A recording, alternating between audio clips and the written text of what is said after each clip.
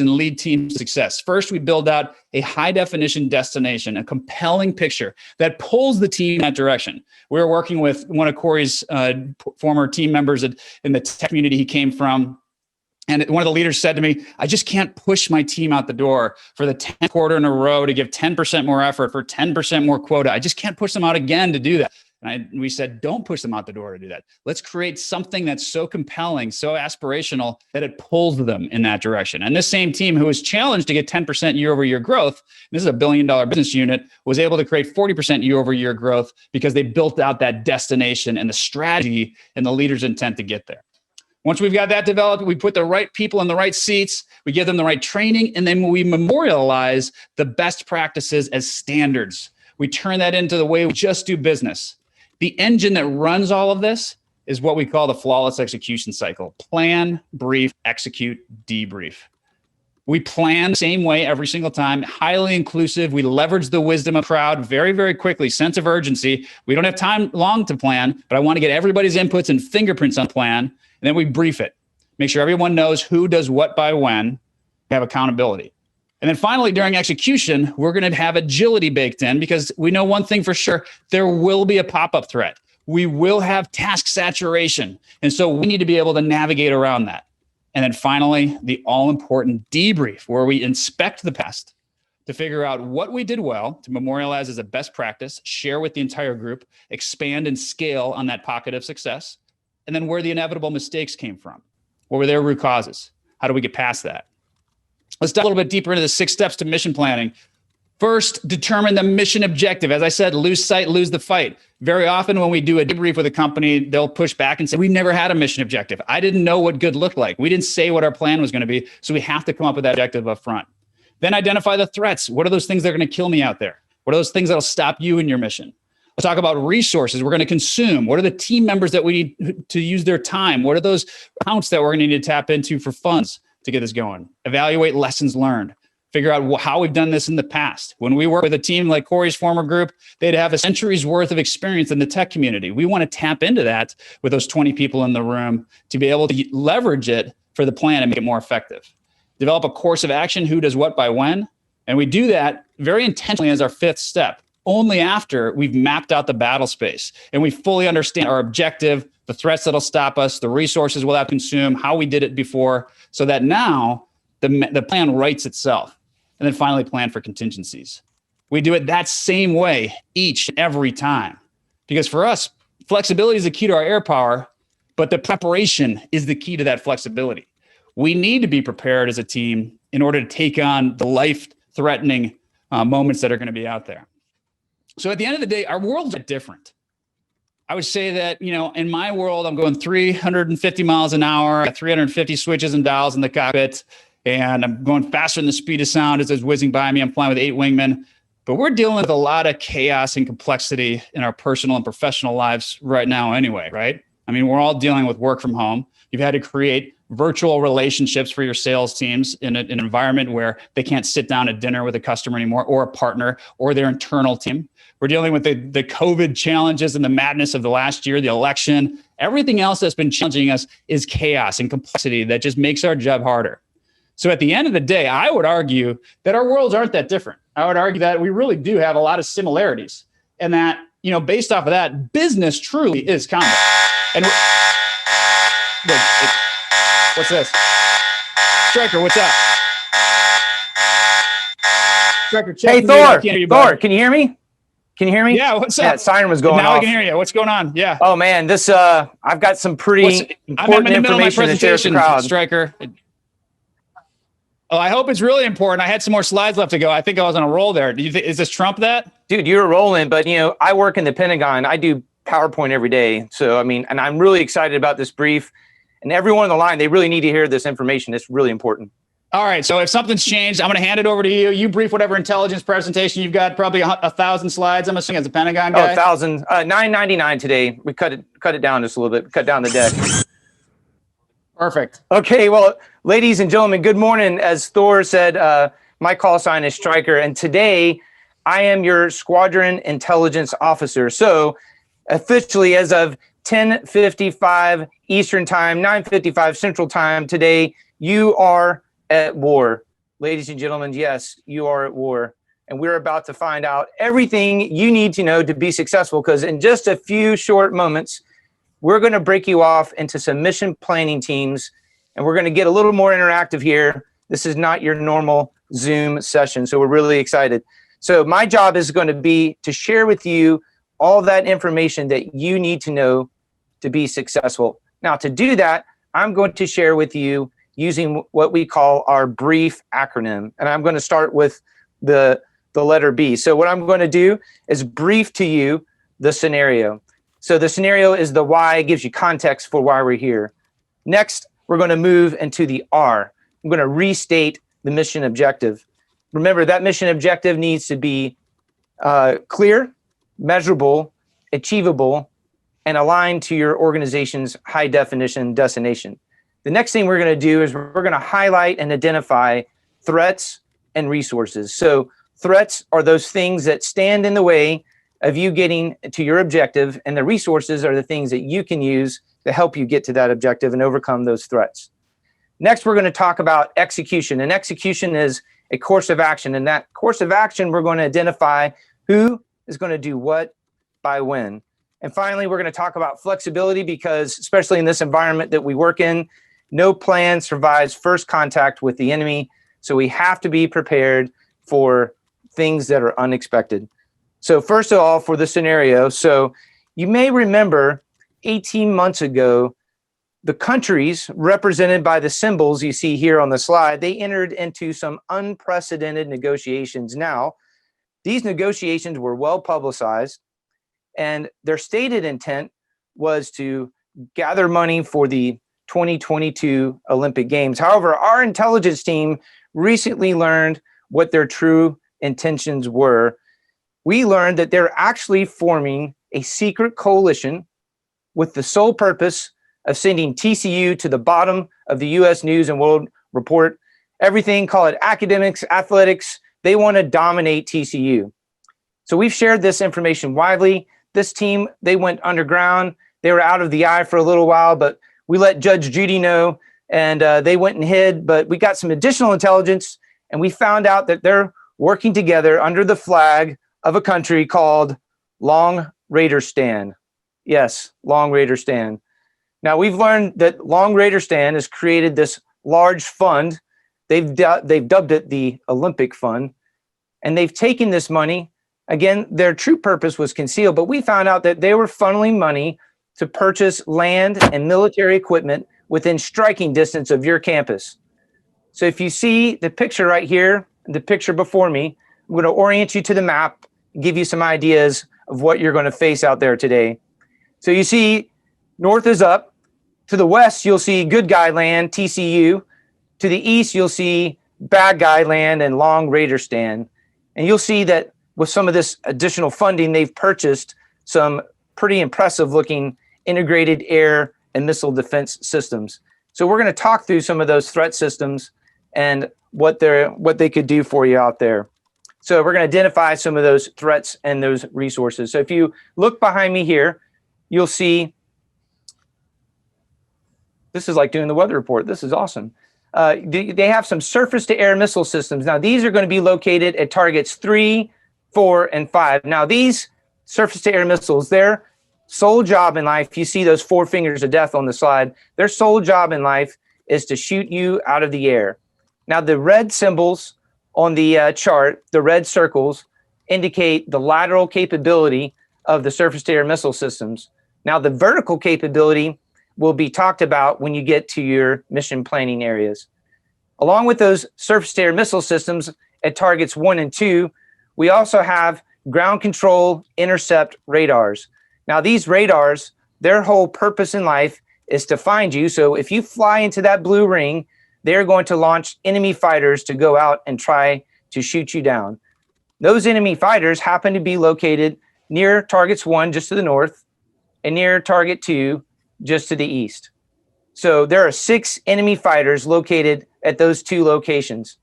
If you fly into those GCI rings, those radar rings, they're going to launch and try to shoot you down. Now, I see some smart people there. You may be thinking that, hey, maybe we can attack the aircraft that are on the ground.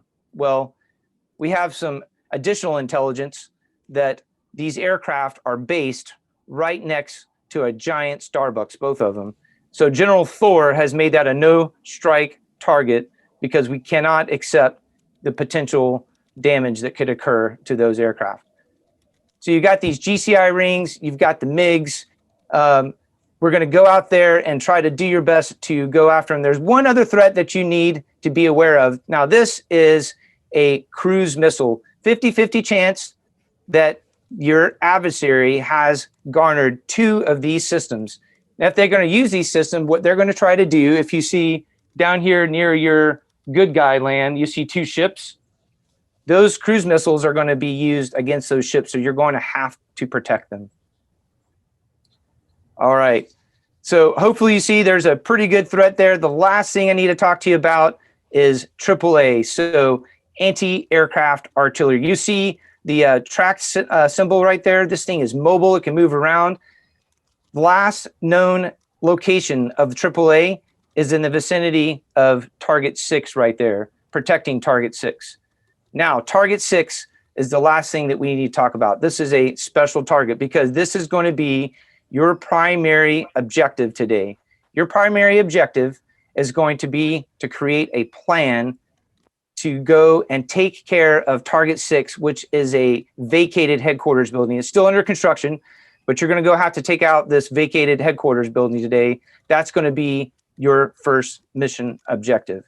Your additional objectives are going to be to take out at least 4 other targets. So primary mission objective, Target 6.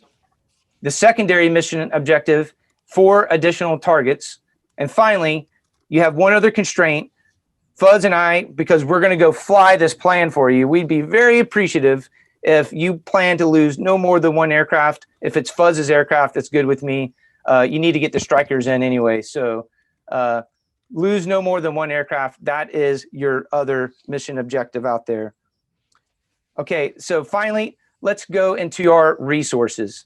So you see up there on the slide, we have several different resources. You're going to be broken up into different groups with different call signs. Each one of you is going to be a leader, a squadron commander with certain resources at your disposal. But before we go out there, before we go and enact this plan, we need to get you all on the team. So I need everyone to come off of mute, and I want everyone to raise their right hand and repeat after me. I state your name. Oh, that sounds like commitment. Congratulations. You just joined the TCU Air Force. You're going to be ready to go out there real soon here.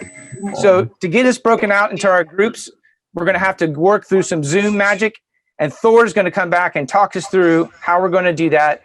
We'll be standing by if you have any questions on some of the information we presented today. So Thor, back over to you. Wow, Stryker, you're right. The day definitely changed. Got a lot going on, that's for sure.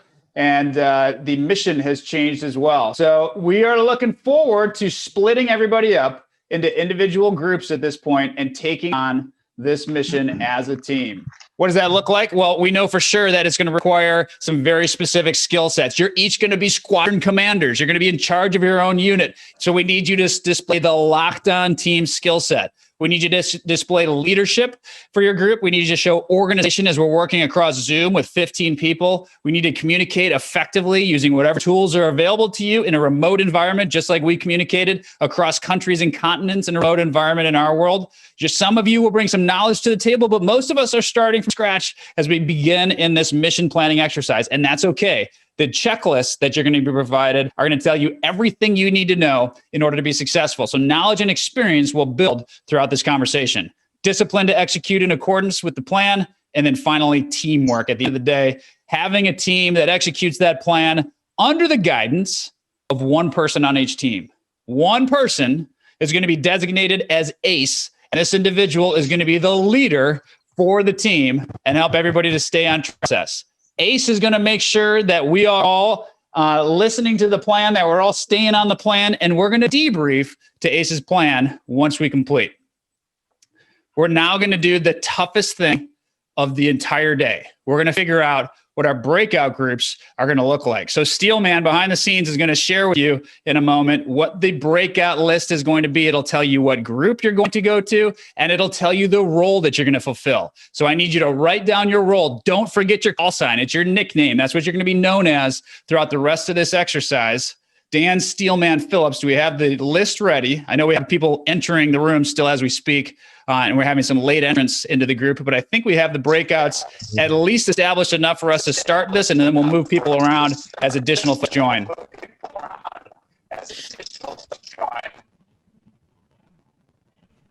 So we are now in charge of a mission. What's our primary mission objective? Somebody shout it out. What is it? Target 6. Yep.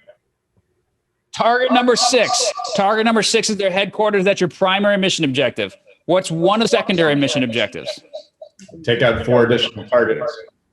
4 additional targets along the way. And what's the last one that we're really attached to? Lose only more than one. aircraft.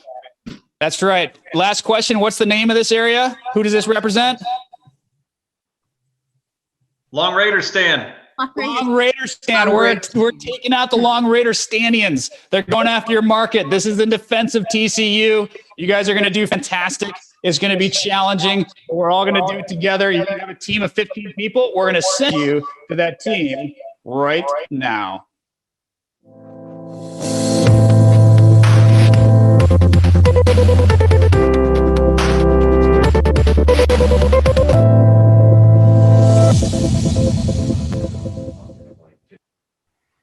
Go time, team. We are ready to begin. Fuzz is going to kick us off right after this video.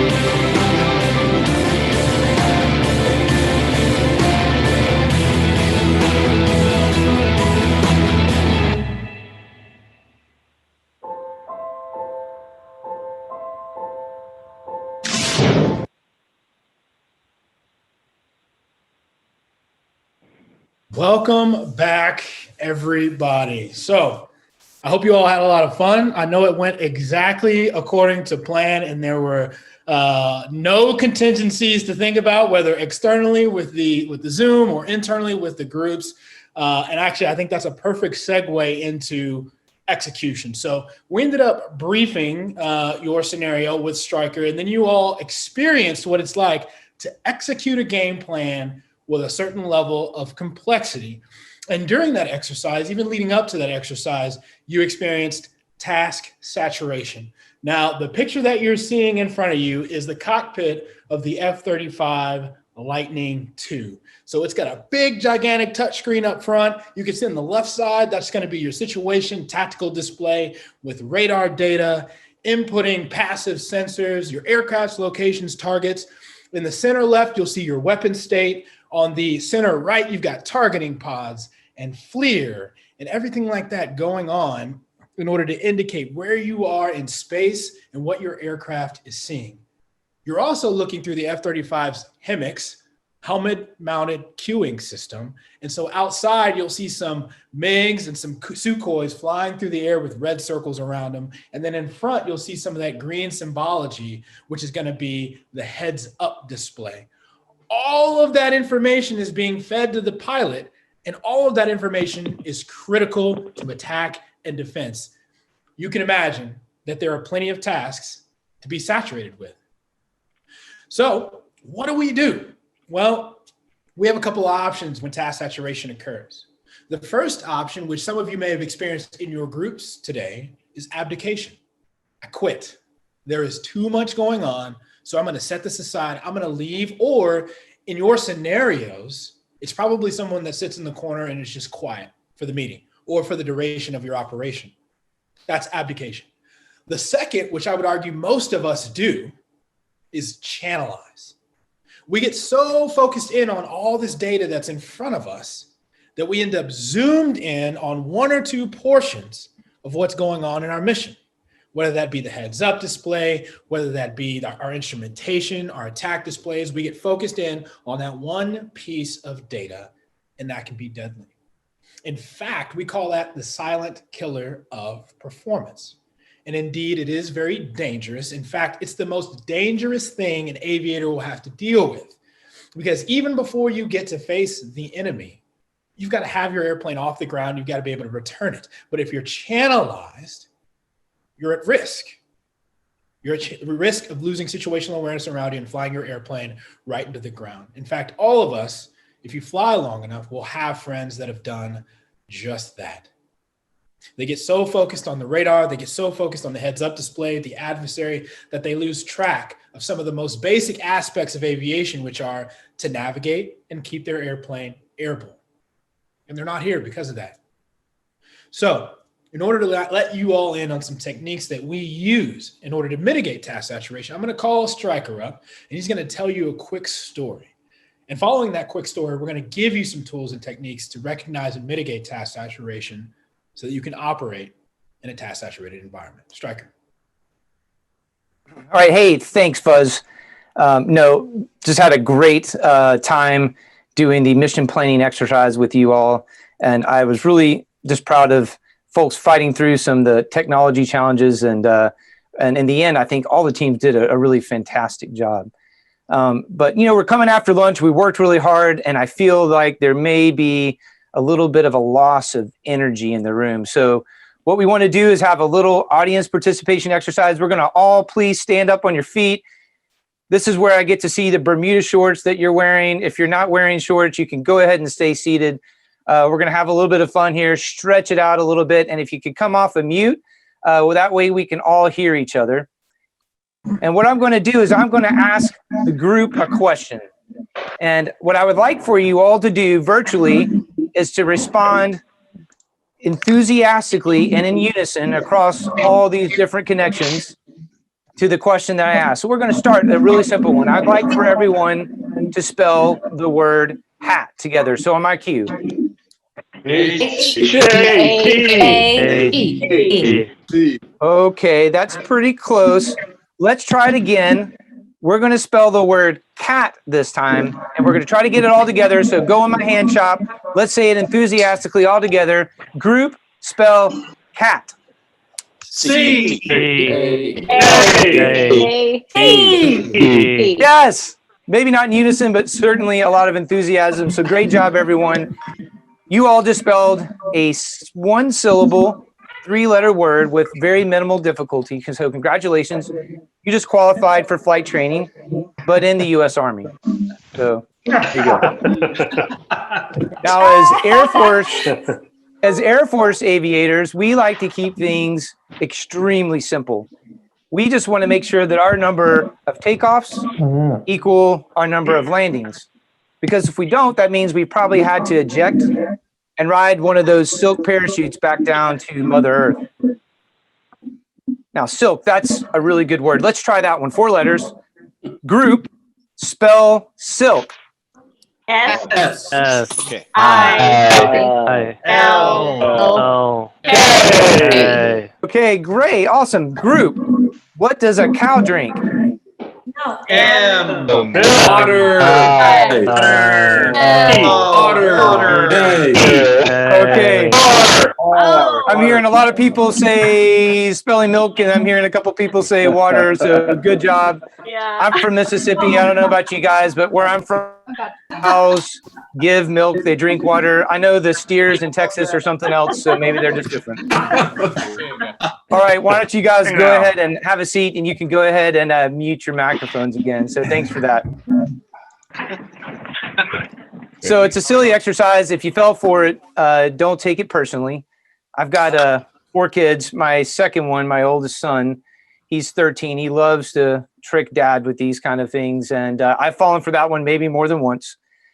But I think it's actually a good exercise and a good reminder of what happens when you become channelized or focused on one particular thing, be it hat or cat or silk or milk. the surrounding environment tends to break down and to become degraded. So the video I'm about to show you, it involves 3 highly trained, very experienced cockpit managers who allow themselves to become channelized while on the flight deck of a large commercial aircraft. And the end result was a tragedy. Now, the video was produced by the NTSB, the National Transportation Safety Board. The gentlemen you will see in the video are actually NTSB investigators here to recreate the actions and the movements of the ill-fated crew. But the audio, all of the audio, from the beeps and the squeaks to the bells and the whistles of the cockpit environment, to the actual conversations between the flight crew, all of the audio was recovered from the cockpit voice recorder, or you may know it as the little black box on the mishap aircraft. Now, the gentleman you will see on the left is the captain. He's the aircraft commander. He's the ace, the CEO, if you will. Now, he's responsible for the safe and effective operation of the aircraft. Now, seated to his right is the first officer or the co-pilot. Now, it's standard practice in the airline industry for the captain and the first officer to alternate flying segments in order to maintain proficiency. Now, on the night in question, the first officer is actually the flying pilot. Now, seated behind the first officer and turned sideways is the flight engineer. And the flight engineer is responsible for a myriad of dial switches and gauges, indicating the aircraft's fuel, electrical, and hydraulic systems. Now, catch you up to speed on where we are so far in the video. It's the evening of December 29th, 1972. Eastern Airlines 401 is on a flight from New York's John F. Kennedy Airport down to Miami International Airport.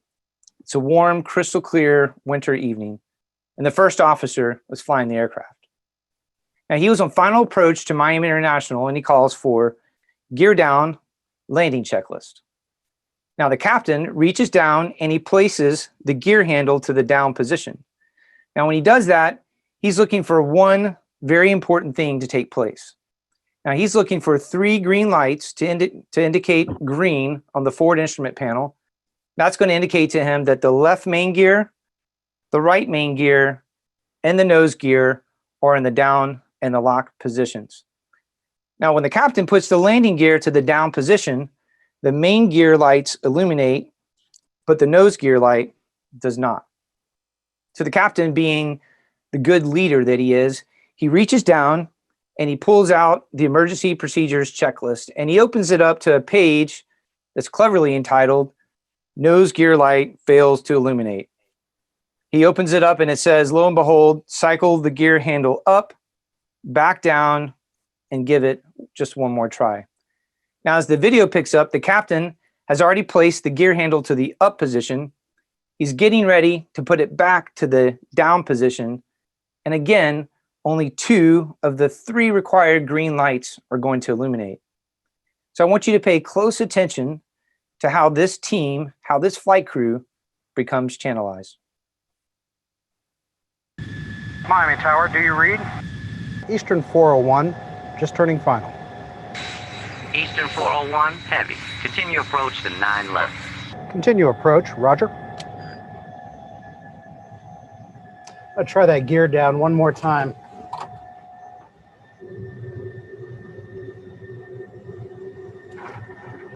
You want me to test the lights or not? Yeah, check it.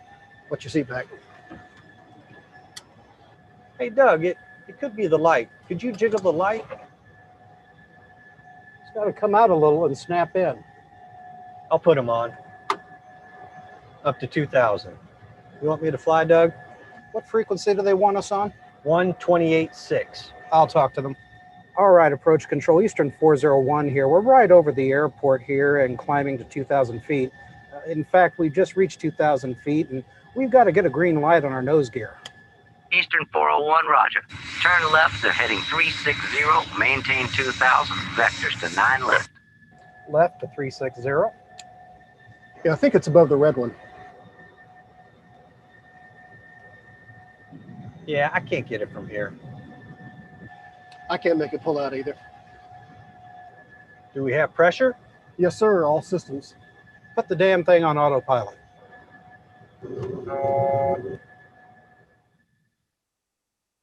Now, did you hear what the captain said? Put the damn thing on autopilot. So how do you think our crew is doing right now?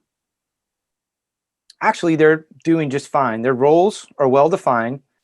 The first officer, he's flying the aircraft. He's the flying pilot. The captain, he's backing him up on the radios. He's the non-flying pilot. The flight engineer's taking care of flight engineer duties. He's providing some mutual support. Someone is flying the airplane, and it's at 2,000 feet. Now, in virtual land, I can see your cameras. If I'd like to get a show of hands, how many of you think it's a good idea to put a large commercial airliner on autopilot at night at 2,000 feet? Let me get a show of hands. Well, actually, it's perfectly fine. You know, I'd venture to say that when you're in a large commercial aircraft at night at 2,000 feet, that you're probably on autopilot 80 to 90% of the time. However, the flying pilot, in this case, the first officer, must monitor the control inputs of the autopilot as if he were manipulating the controls himself to ensure the safe operation of the aircraft. In my opinion, by the way that the captain said, put the damn thing on autopilot, he may have well said, hey, Mr. First Officer, why don't you just go ahead and push this thing on autopilot so we can forget about the flying portion of this job and all three jump in and focus on this problem. Now, the Lockheed L-1011, the mishap aircraft, was designed as such as that when a push or pull of greater than 5 pounds was exerted on the control wheel with the autopilot engaged, the airplane would ask itself, hey, it looks like the stupid human wants to fly. What do you think? Well, he just pushed forward with greater than 5 pounds of pressure and the autopilot disengages. Now, for those of you who have flown in a Cessna or been in the cockpit of a small aircraft, you know that the rate at which you push forward on the control wheel is directly proportional to the rate at which the trees in the windscreen get a lot larger.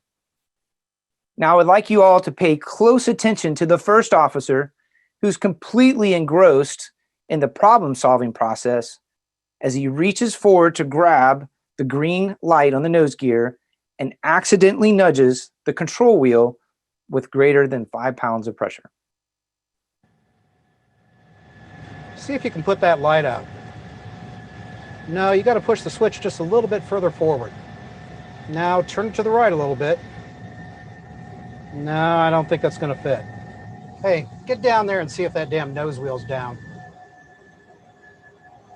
You got a handkerchief or something? Something I can get a little better grip on this with? To hell with this. Get down there and see if that red line is lined up down there. Quit screwing around with a 20-cent piece of lighting equipment. Eastern 401, I'll go out west a little further if we can here and see if we can get that light to come on. Roger, 401.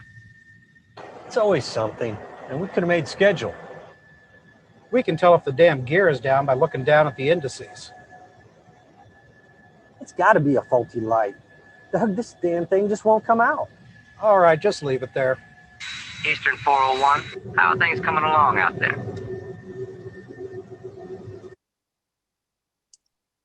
Now, at this point, the first officer decides to come back up for air and become the flying pilot once again. Now, he looks down at that altimeter. You saw it right before it broke. And what did he see? 100 feet. Now, what did he expect to see? 2,000 feet. Now, again, in virtual land, can I get a show of hands? How many of you think that this aircraft at 100 feet at night can still be saved? I should get a raise of hands from all of you because believe it or not, it's a shallow descent. All he needs to do is push up the power, pull back on the control yoke. The aircraft would likely bottom out around 30 feet. It's over the swamps and it would recover. But what's the problem? Well, the crew is not only fixated on a 20-cent piece of lighting equipment, they're channelized on this fictitious airplane flying along at night at 2,000 feet instead of the aircraft that they're actually on that's in a slow, insidious descent down to 100 feet. And ladies and gentlemen, this flight crew spends the next 12 seconds the rest of their lives trying to figure out what has happened instead of reacting to what's happening right now. Hey, we've done something to the altitude here. What? We're still at 2,000, right? What's happening here?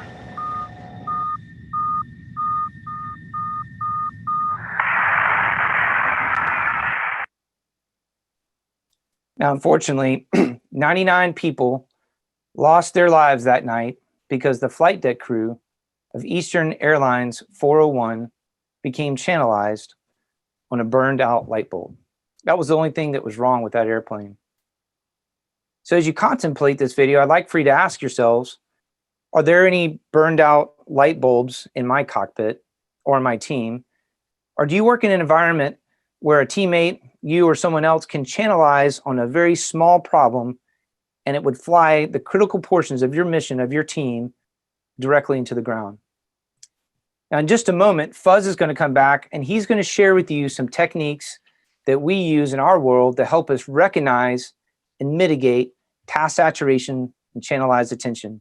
Now, if you use these techniques next time you find yourself overloaded, I guarantee that you'll come back up for air before you reach 100 feet. Fuzz, back over to you. Thanks, Stryker.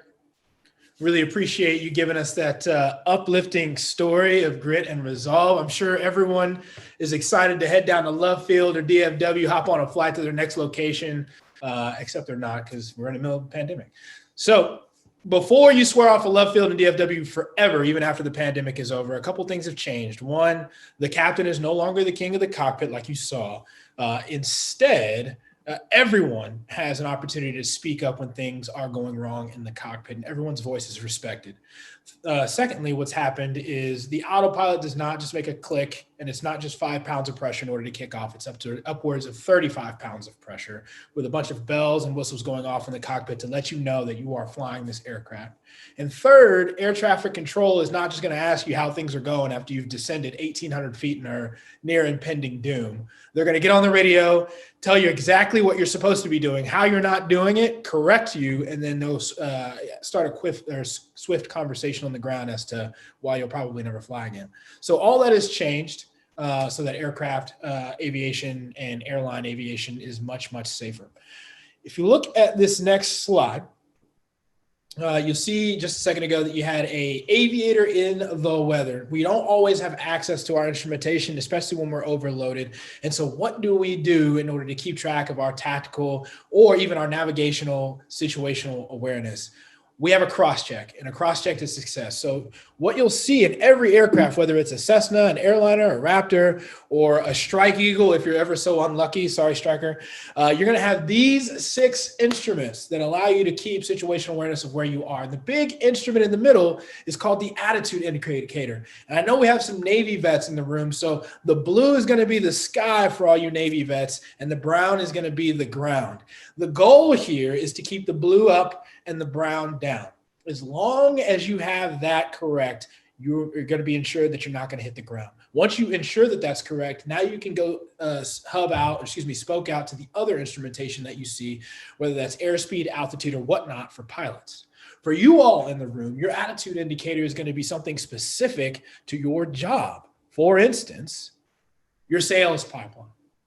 That's probably what you need to be focused on most to make sure that you're traveling towards your mission objective. Once you ensure that your sales pipeline is locked down, now you can spoke out to your other instrumentation. Virtual relationships, that's something you have to concentrate on in this new environment, because even though it wasn't normal before this pandemic, it's something that's going to be critical to your sales pipeline in the future, especially as we get out back to normal. Then your lead advancements. You've got to develop those virtual relationships into actual leads that you can turn into sales. And then you've got to go right back to your sales pipeline to make sure that that is still intact.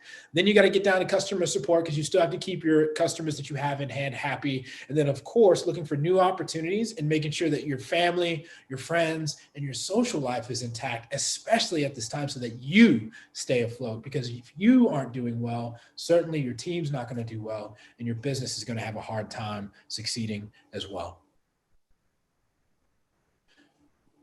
Now we move into the debrief. The debrief is where we get lessons learned from our execution to feed back into our mission planning cycle: plan, brief, and execute. How we debrief is we focus on creating a nameless and rankless environment. This is important because we want an environment where people are comfortable fessing up to their mistakes. From those mistakes, we're going to get these lessons learned to feed back into our mission planning cycle. And we certainly don't want our egos to get in the way, which I'm sure is never a problem for any of you in the room. So in the Air Force and Navy and other combat units and other units that are doing combat around the world, we focus on making sure that no one gets emotionally involved in the debrief, and we're only involved in getting the facts so that we can debrief those against our execution. So I think everybody might recognize this set of jets on the screen. I'll just fill you in. They're the second best aerial demonstration team on the planet. The first best being, of course, the Air Force Thunderbirds. And just to fill you in on some facts, the Thunderbirds and the Blue Angels both have very unique systems for how they bring on, access, and then retain pilots. So just to fill you in on that, the Blue Angels and the Thunderbirds only keep their most experienced pilots for a year. Then after that year, half the team goes on and goes back to their aircraft. And the half the team that goes on back to the Combat Air Force is the most experienced half. So every year there's a new group of inexperienced pilots, and the corporate knowledge has to start, or you would think, from ground zero. However, because the Blue Angels and Thunderbirds debrief so meticulously, the corporate knowledge stays high and they're able to train these new pilots up to where the old pilots just left from. So like I said, even though they be the second best demonstration squad on the planet, I think they have a lot to say about the debrief. So let's hear from the Blue Angels themselves.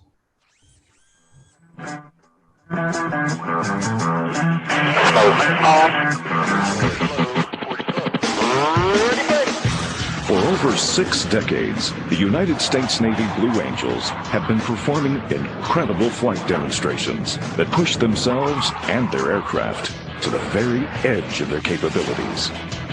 After every flight, the team also goes through a critical debriefing process, which they consider just as important as the actual flight itself.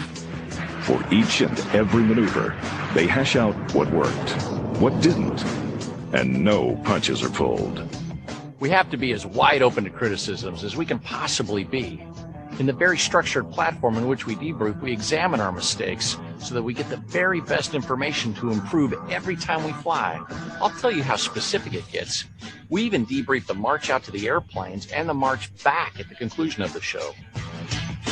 What's most remarkable about the post-flight debrief is that within a military structure where rank is so highly regarded, a debrief among the Blues is nameless and rankless. Everyone universally acknowledges it's not who's right, it's what's right.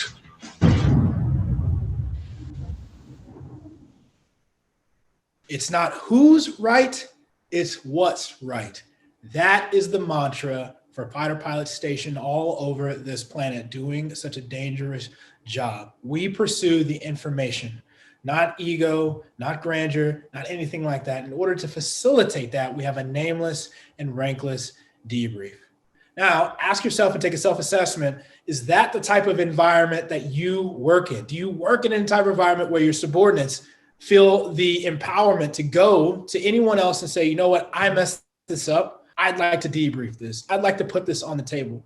I'd like to explore ways to make myself better. And if not, ask yourself how much information you're missing. Can your youngest, in our case, can our youngest wingman really afford for the flight lead not to fess up to mistakes? Because heads up, that youngest wingman will be a flight lead one day. And if I keep it from them, it's going to be their lives at risk. For you all, if you've got subordinates or you've got leaders out there that don't feel the freedom to fess up to mistakes and learn from them, how much information is your organization missing out on that may be critical down the line? I'm going to welcome Thor back up to the stage to further discuss some of the details behind debrief and how it can improve your organization even more from where it's at right now. Thor.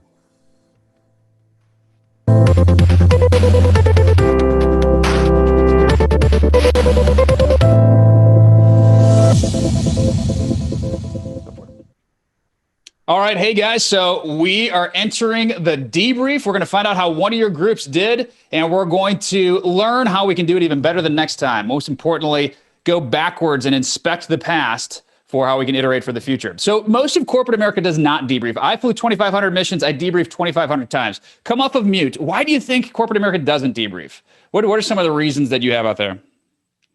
People have big egos and don't want to be told that they're making mistakes. They don't want to admit it in front of their egos is one of the top 3 responses, right? I mean, we kind of like this artificial harmony thing we've got going on here instead of the respectful truth that we could create. And it's easier just to go past it and make a check mark in your head about what went wrong, but not share that with the rest of the group. Why else do we not debrief, do you think? In corporate the time. Yeah, time. Too busy. We're always moving on to the next mission, the next thing we're going to do. I don't have time to look backwards. I got my next sale. I got my next mission I got to go pursue. So we miss out on that opportunity to debrief. Well, in my world, I can't afford not to debrief.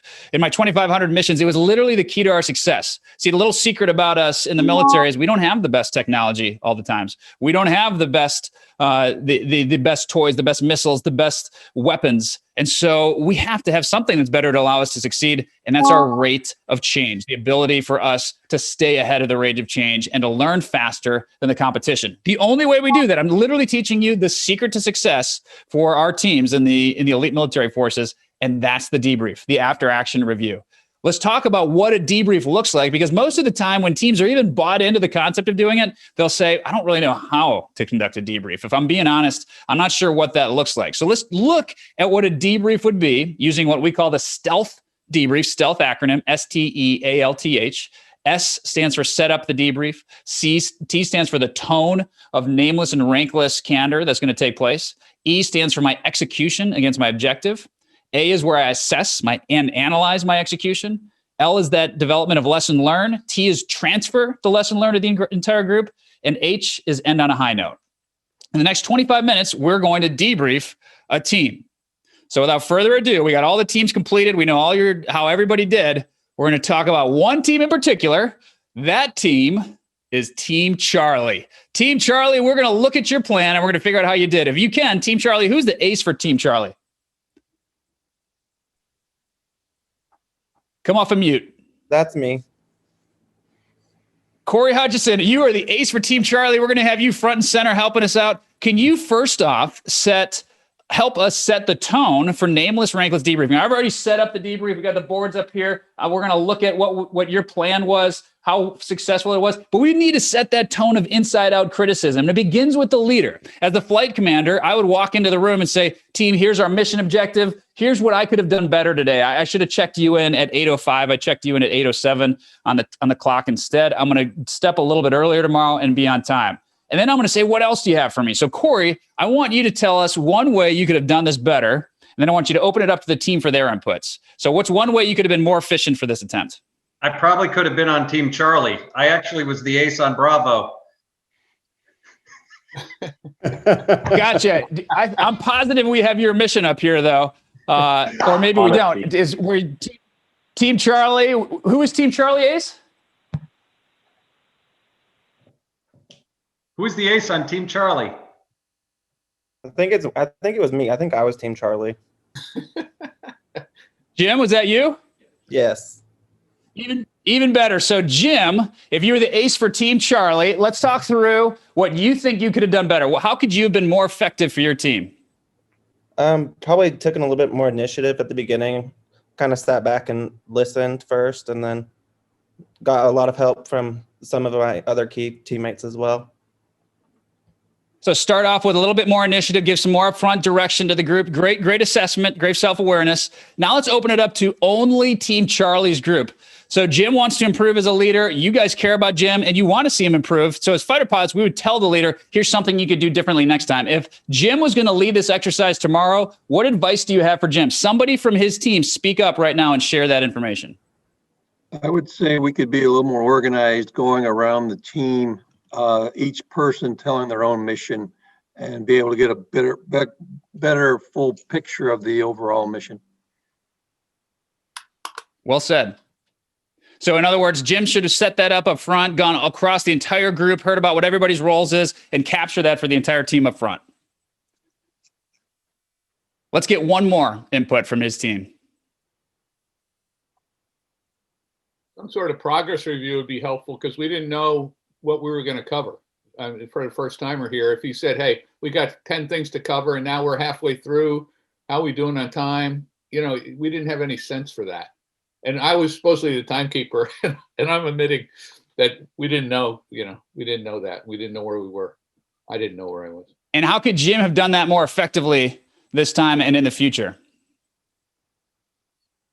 I think he could have just done that. Say, hey guys, we got to cover 10 things in our mission plan here. Here they are real quickly, and kind of kept, or he could have even assigned a timekeeper. And so somebody would know, hey, we're halfway through, but we've only done 25% of our work.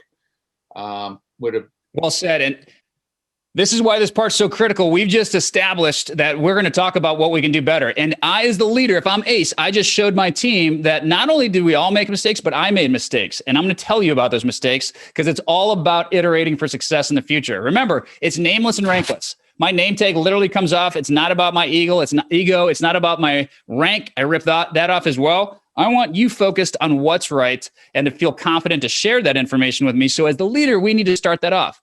And you better believe when that lieutenant, that young 25-year-old who I'm briefing, listens to me talk about what I did wrong, that he or she is going to listen when I tell them what they did wrong and not be anxious that they're about to get fired or kicked out of the program. They know that this is the tone and the culture that we have here. The leader sets it, that we're going to accept making mistakes as long as we never repeat the same mistake twice. The tone is set. S is complete. We set up the debrief. T, the tone for nameless, rankless debrief is set. Now let's talk about our execution against our objectives. So Jim, what was our objective, our primary mission objective for the team? Take out number 6. Take out number 6. What was the secondary mission objective? Destroy at least 4 others, and no more than 1 plane can go down. Fantastic. So you guys may not be able to read this. We'll zoom in so you can see it a little clearer, but this is your plan. I transcribed it so that you can see the entire thing here. Number 1, you said SR-71 is taken off. We're going to analyze our results now and see how this actually went. Just like profit and loss, just like you would record this in a business. So SR-71 was going after photos. They're at 70,000 feet, no ordnance, and they didn't take any fuel. Good news, we got photos out of that. So we'll add that to the profit column. Number 2, you had 4 by F-14s taken off going after those cruise missiles. The cruise missiles were the missiles going after the Navy, massive ships. We got to take those out. Otherwise, we lose entire aircraft carriers. Good news, we took out the cruise missiles. Cruise missiles are profit, no loss. So far, so good, right? Got some intelligence reports, got our cruise missiles done. I'm excited about this. Next up. 2 by F-117s went after target number 2 and target number 3 at 25,000 feet. They used their smart bombs to go after both 2 and 3. What happened? We took out target number 2. We didn't take out target number 3, and we lost an F-117. Okay. We're still within our tolerance. We'll see how this keeps going. Next, you said we got a KC-10 taking off, giving fuel at 20,000 feet. Okay, they take off. Next, you got 6 F-15s taking off, going after the MiGs at 25,000 feet with their air-to-air missiles. And you said they're going to go after 6 fuel chits, so they're going to take 6 fuel units on as well. They are able to take out the MiGs, and we have no loss. Dark Star takes off, provides intelligence for the group. Then we have 2 F-18s that go after target number 3 at 8,000 feet. This is kind of strange because we already had target number 3 up here with the F-117s, but that's okay. I'll go with it. They go after target number 3. They do take it out this time, and they don't have any losses.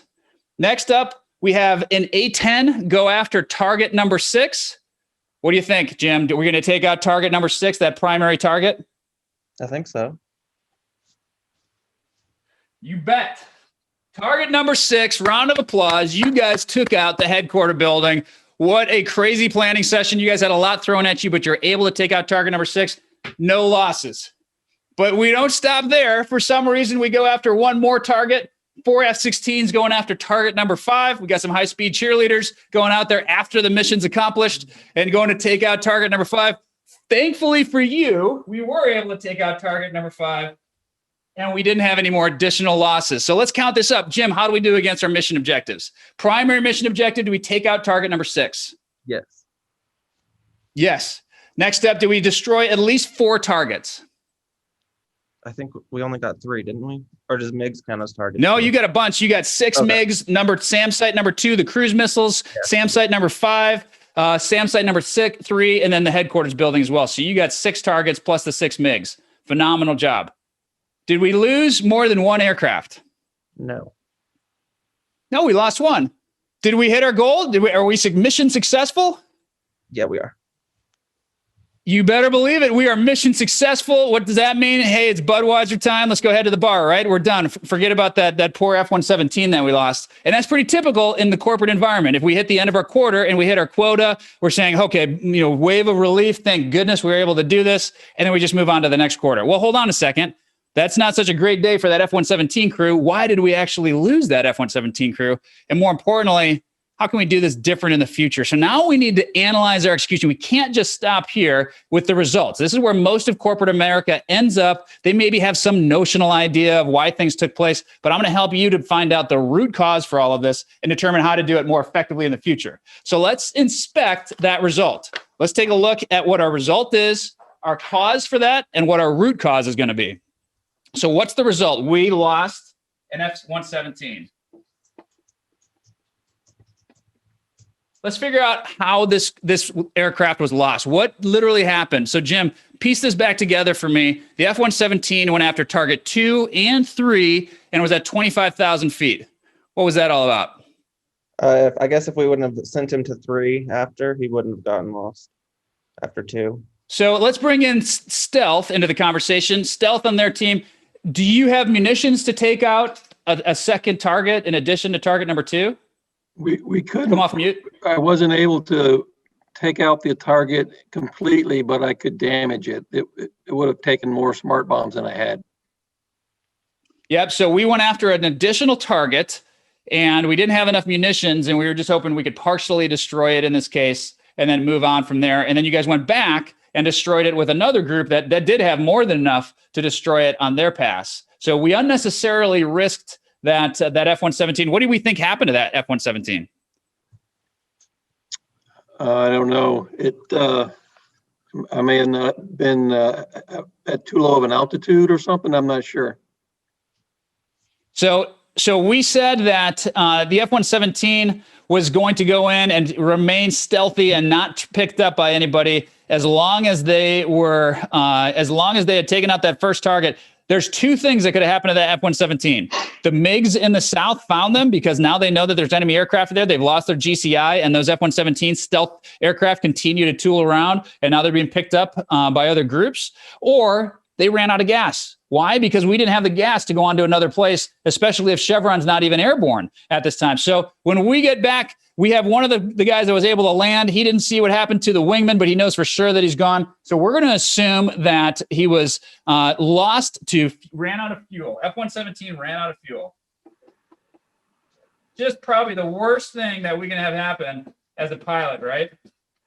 I mean, I've been in places where my fuel was low. Thankfully, I never got into a place where it was so low that I thought I was going to run out of it. But that's the situation we put our team in for this one. So now we've got our history lesson. And this is the point where if we do this much in corporate America, we at least know, okay, that's how it happened. How do we miss the sale? Oh, we broke that. We didn't connect with the CXO. We didn't connect with that exec on their team early enough to build a buy-in, and he started working with another group early on. Oh, that's how we missed it. So even if you get to this point, and most groups don't, but even if you get to this point, we logically don't take the next step, the next portion, which is to say, well, let's roll the snowball back up the hill. Why did this occur? So I'm going to put it to you, Jim.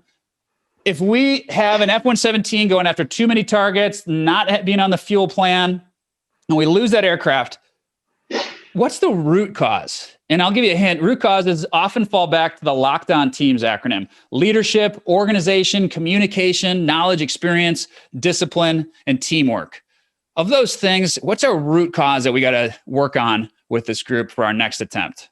Organization, probably, because we wouldn't know if you know what? That's the one I like too. For communicate, if it was communication, then it would be somebody had the information, they just didn't share it well enough, or they didn't share it loudly enough. We can certainly make the case for that in a virtual environment. It's tough to communicate. We can get better at that. But I agree with organization, because you know what? I feel like if you had an extra 10 minutes and you were a little more organized, we probably would have noticed that, hey, we're going after 3 a couple of times. And why are we doing 2 targets for this particular group when we didn't do that with everybody else, right? So does it fall into organization? Does everybody kind of agree with that? Well, I would say it's like I was being the scribe for Team Charlie at that point, and I just kind of threw that on there. And I think there was something we didn't really challenge that, but probably should have challenged my thinking more on that. And I don't think we really did. And again, maybe 10 more minutes, we might have done that and decide because I think there's something we was reading through the documentation. I didn't remember. You can't keep everything in my head, but I didn't remember that I thought stealth didn't have any fuel requirements, and just kind of assume as they're stealth, they can do whatever they want. But that doesn't mean that there wasn't necessarily a risk there, an extra risk by just throwing, because we had the munitions. So it's like, you might as well drop more bombs. That wasn't necessary to achieve the goal. Yeah, and you can take this back to our teams in the business world too, right? We start to see scope creep. We start to see, hey, we're able to do one thing. You may as well. We got time. We're over there. We may as well add one more thing onto that. And we see what happens when we lose focus on the critical path towards success. There was one critical path to take out target number 6, and it required things be done in a very specific order. And we needed to focus on that. And in an organized way, if we were more organized, we could have been more successful. So we've analyzed our execution. You guys were mission successful, right? You still get a high five. Everybody goes on the trip to Hawaii with the team and with the sales team as the sales leaders. You guys crushed it, home run. But we did lose an F-117, and we want to do this better next time. And we don't want to be so rushed and feeling like we're disorganized throughout the entire execution. And so now we have to transition from a history lesson into what happened in the past to how we're going to be different in the future. So what do we tell our next team? If you knew another team was doing this tomorrow, what would you tell them? Would you say, hey, guys, I did this today. This was super difficult. I got one piece of advice for you. You got to be organized if you're going to do this. You got to be super organized, so organized. That's the only way you get it done. Is that going to help anybody out? Yeah. Yes? I don't think so. I don't think that's helping anybody out, but that's kind of the way we lead, right? We tell groups, hey, you're going to have to lean into this one. You're going to need to be really disciplined on this. You're going to need to have a lot of leadership for your team. You're going to need to communicate really well, right? But that's not a lesson learned. That doesn't change my behavior tomorrow. I walked into this knowing that I should be organized. If I told you guys at the beginning of this session, hey, you need to be really organized, you think it would have been more successful? No. We have to find out the specific things that we would do differently so that we're more organized in the future. This is the power of the debrief. This is why we spend time, money, effort, blood, sweat, toil, and tears after every mission to figure out how we're going to do it differently in the future. And it's not some touchy-feely word like organization or communication. We need the exact steps for how we're going to be more effective the next time. So with that in mind, Ace and the rest of Team Charlie just start shouting out some things that we would do differently so that we were more organized in a future attempt. Look at what do you launch think? Sequence. Yeah, so I love that. So look at the launch sequence, and I would say that's towards the end, right? I'm going to make a checklist for the group. So I'm going to put that closer to the bottom. I'm going to call that lessons learned. We're going to create our lessons learned now. So I'm going to say red team launch sequence. I'll tell you what that means in a minute. That's mostly because Chevron wasn't out early enough. Yeah, I would say that we needed to identify everybody's roles and everybody's missions earlier on. Okay. So I love that. So what do you want to do when you first get in the room? You're on a roll here, so keep going with that. Do we start? We can't start talking right away because we don't really know our role or our mission. So what should we do first? A roll call. Okay, do roll call. Who should execute the roll call? Probably the ace. Okay, so ace, lead, roll call. All right, so now we know who's in the room. We got everybody present. I like that. That's a good start. What do we need to do next? Give me one more. You're on a roll. Keep going. Identify the missions and special information that each team member has. Okay, so how do we do that? I need to capture that first. How long is it going to take me to read all that stuff in my checklist? A while. Share screens, maybe. Okay, do you want me to read it for 20 minutes, 10 minutes, 5 minutes? Maybe a minute per person. Okay, so a minute per person, but in order to read it first, how long do we read silently? Because you said we need to capture all this first and have an idea what we're going to say. Read silently maybe for 3 minutes and understand your role well and kind of summarize and capture what you need to do and what you need from others. Joel, I assume it's okay. Other team, our team was more along the lines of what's the equipment, very simple stuff. What's the equipment? Are you an aircraft that actually has artillery, or are you a surveillance aircraft? Are you a protection aircraft? Are you a bomb dropping aircraft? I would have loved for us to have done that.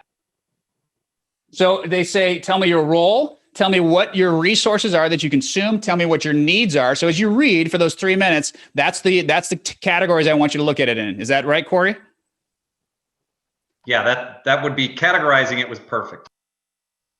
So we're 4 minutes into this. How would you communicate that to the rest of the group? And before we answer that, I'm being really tactical, right? I'm getting really specific. And if you're one of my team members, maybe you're saying right now, man, Thor is really micromanaging me. He's really getting into the details here. There's a real specific reason why. This is how we scale success. We did a debrief when we do a debrief of $100 million deals with Corey's previous company, we would get into this level of detail from the success stories because they were replicable and they were scalable. And guess what? People didn't know them. People never had the conversation between each other about what they're doing differently to yield success. And so we have to have this conversation and get a little pedantic. So let's keep it going. We're on a roll. We got 4 minutes into it. We've read, but we haven't shared. How are we going to share this data? And how long do we each have? We did the same distributed model where everyone kind of read their stuff and their role, and then we put it in the chat collectively. So our team members were working simultaneously and contributing and pooling the information together for everyone to see. Who's going to pool that information? Who's going to take on that role? That's going to be pretty time intensive. What's that? Ace has got a lot on their plate. I don't mind if we make it the ace. It's totally up to you guys. But I would also argue that some delegation's worthy at this time. Could create a scribe. You could create an agenda right up front so you know what you're going to cover in the planning meeting so nothing's missed. Yeah, and who felt like they had extra time on their hands in the group? There's a couple roles that weren't super time intensive, right? Not Stormy. Stormy was constantly getting weather and had other things to do. But other team members felt like, hey, I had a little bit extra time. Who would that be? Crystal? Impact. Crystal, Impact, Dark Star, all of those, they had some information to share, but once they shared it, it wasn't too much to do on their part. So we'll say Crystal. So each group reads for how long? How long do I have to read my portion? Do I have a minute? We're going to get through 15 of these, so we eat up another 15 minutes. How long do I have? 1/3, 2/3 rule. So how about like 30 seconds? We'll go 30 seconds for this one. Re-roll for 30 seconds. We add that data into chat. Crystal, you're our scribe. And you're going to consolidate all of it. Is Crystal going to put this in a place on her notepad or his notepad that we can't see it? Or is there a better way to do this in a virtual environment? You can put it on a whiteboard. You can put it anywhere. Yeah, so let's put it somewhere they can see, right? So if Crystal wants to turn on a camera and put it on the whiteboard, great. We want to consolidate it all in one place. Another option that I saw some of you use is share your screen. As I had started creating a Google slide for mine with the information in there, and we could have shared that and all been able to collaborate on it. Yeah, you guys got it. This is the key to the debrief. And these are some of the best practices I saw taking place because I'm going room to room, but the rest of you aren't privy to. So here's your checklist of what you created in just the last 25 minutes. You said, if we were to do this again, based on the past, we weren't very organized the first time. We were mission successful, but we want to be even more efficient in the following attempt. Next time, Ace is going to lead the roll call. We're going to get all 15 responses out of the way up front. All of us are going to read for 3 minutes in silence. We're going to look for our role, our needs, our resources in our checklist. Then each of us is going to read our role, no more than 30 seconds. That still takes up 7.5 minutes. So that's a large chunk of our time. And then we're also going to write it in chat so that Crystal can scribe it all and can share the screen and we can see all of this information together and all the pieces can start to form.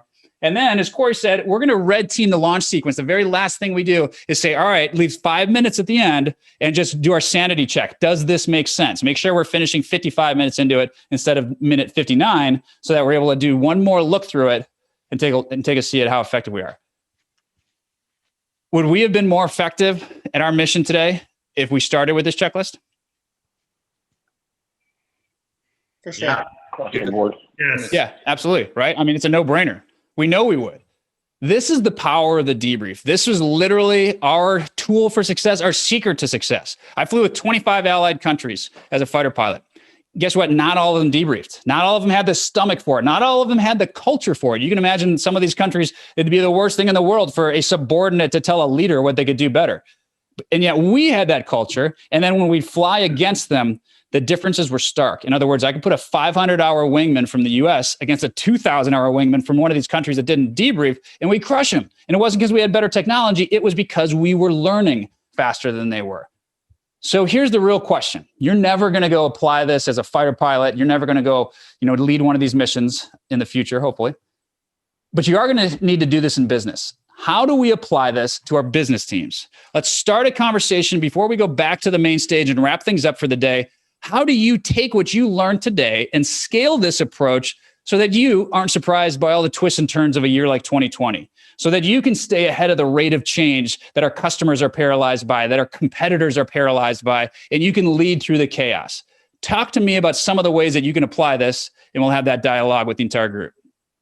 Yeah, I really like the idea of a short, brief. We used to, in the times of person-to-person meetings, call them stand-up meetings. But literally take something that happened the day before, your first cup of coffee, a quick 15-minute debrief on something that happened that day before that is going to happen again that we need to be prepared to handle. Well said. You got to celebrate wins and losses. Most companies just focus on the missions that didn't do well, and that's when they do debriefs. But when things do well, which is what they expect, they don't spend much time saying, hey, what did we learn? And how do we apply that? So this is such an important point. And people always think about the debrief as some punitive thing, some punishment after we screw up. Guys, this is what I recommend. If you don't debrief yet, and most of us don't, let's just be honest, we certainly don't do it to the detail I just shared. When you do the debrief something positive first. Don't debrief the train wreck. Nobody wants to have that conversation right now. I look forward to every debrief I conducted because I had an appreciation for it from the successes it helped scale, but you have to build that appreciation with your teams as well. So go in with a win and debrief that first so that you already have that cadence and that culture when it is time to debrief something that went poorly. What else? I think it's important to include all levels of your organization. So most businesses that have ended up kind of faltering, it's because their lower level staff were never included in those meetings, but they knew of the problems before the CEO knew. And so it's important to kind of be aware of all of that by having everybody at the table. Such a smart crowd. And you can tell, 38% of you are C-suite execs and 38% of you are VPs or above, because that's something that's pretty counterintuitive. And I don't hear mentioned very often. You almost say like those people on the front lines, or maybe that individual contributor, they don't have as much experience as I do. So I'd rather talk at my level, but we get into that ivory tower and we only converse with ourselves. And we miss the fact that the generals really have very little of the information. The strategic leaders have very little. The job of a general during chaos, particularly during a year like 2020, is to listen as much as possible to the people on the front lines. It's called intelligence reports. You get frontline news coming back to you of how the market's changing, of what's taking place at the periphery, so that we can stay ahead of those changes, because otherwise we just don't have access to it in our ivory tower. We can make the strategic decisions as the leaders, and we need to, but we need to make informed strategic decisions. And we only get that by debriefing with our frontline operatives. What else? We'll do one more before we transition back to our wrap up. Joel, can I ask a question real quick? Absolutely. So in the debrief, I don't know if everybody saw it, but you're following this stealth procedure, right? STEALTH. And this lessons learned piece is the L, right? So you set it up, you set the tone, you review the execution, you share what assets were lost or won. Now in this lessons learned piece is where you get real specific about result cause and root cause. I'm following that right, correct? 100%. STEALTH. We're at the L stage for lessons learned. T is for transfer lessons learned. What does that mean? What do we think we can do when we transfer them?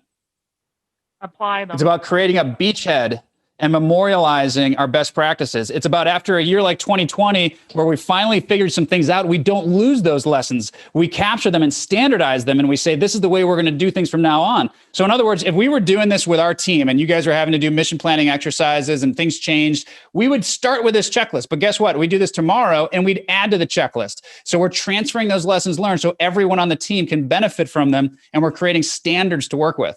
And this doesn't just work with fighter pilots. We'll do this for a $100 million deal, for something as complex as trying to interpret 17 different points of sale within a customer and be able to understand how you meet them and their what's in it for me, and map that out in a practical way from a checklist perspective that everyone can use. Because it isn't rocket science at the end of the day. When you really peel back the onion and you see where teams succeed, it's specific behaviors that not everyone has knowledge of. And we need to share those in a standardized format. The last letter is H, and we end on a high note. And it's really important to end on a high note with your team, because if you're like me, you're focusing on the negative. We didn't debrief why we got all the targets, right? We debriefed the one loss, and that's okay. That's really probably what we should talk about. That's a significant event during this mission. But we don't want to tell the team, and we don't want the team to walk out with their tail between their legs and not see how they succeeded. So let's end on the high note for this group. You did a phenomenal job. Jim, great job stepping up. A round of applause for Jim for being a part of this as an ace, doing this in a virtual environment. Hey, our Zoom meetings are tough enough without having to lead some fighter pilot exercise we've never participated in before and get to a point of mission success. Even in the live world, when we weren't virtual, it was very challenging for groups to get to this level. So don't miss that high note, and make sure you share that high note with your teams too. Celebrate the victory so they see the progress, while at the same time understand how they're going to iterate from their mistakes. That's the stealth debrief. That's a scalable piece of this. And as we wrap up, we'll talk about how you can apply this with your teams as we get back into the main room. You can't connect the dots looking forward. You can only connect them looking backwards. So you have to trust that the dots will somehow connect in your future. You have to trust in something, your gut, destiny, life, karma, whatever. Because believing that the dots will connect down the road will give you the confidence to follow your heart, even when it leads you off the well-worn path. And that will make all the difference. Your time is limited, so don't waste it living someone else's life. Don't be trapped by dogma, which is living with the results of other people's thinking. Don't let the noise of others' opinions drown out your own inner voice. You've got to find what you love. And that is as true for work as it is for your lovers. Your work is going to fill a large part of your life. And the only way to be truly satisfied is to do what you believe is great work. And the only way to do great work is to love what you do. If you haven't found it yet, keep looking and don't settle. Have the courage to follow your heart and intuition. They somehow already know what you truly want to become. But you're going to have some ups and you're going to have some downs. Most people give up on themselves easily. You know, the human spirit is powerful. There's nothing as powerful. It's hard to kill the human spirit. Anybody can feel good when they have their health, their bills are paid, they have happy relationships. Anybody can be positive then. Anybody can have a larger vision then. Anybody can have faith under those kinds of circumstances.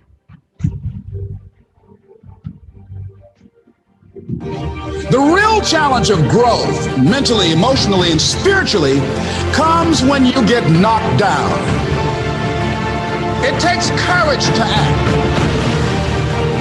Part of being hungry when you've been defeated, it takes courage to start over again.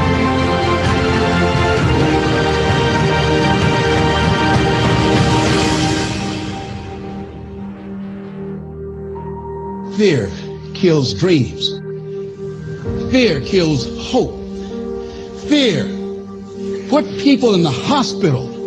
Fear can aid you, can hold you back from doing something that you know within yourself that you're capable of doing, but it will paralyze you.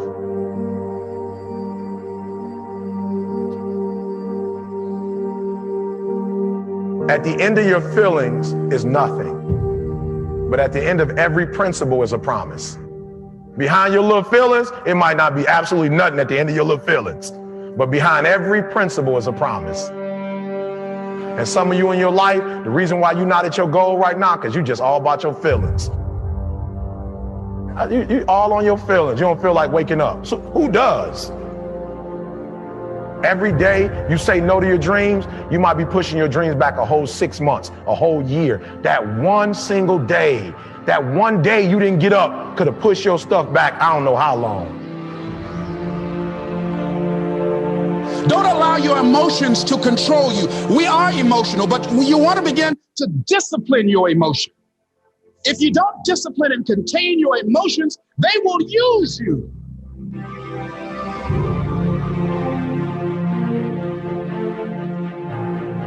You want it, and you're going to go all out to have it.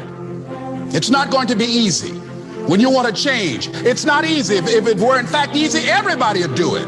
But if you're serious, you'll go all out.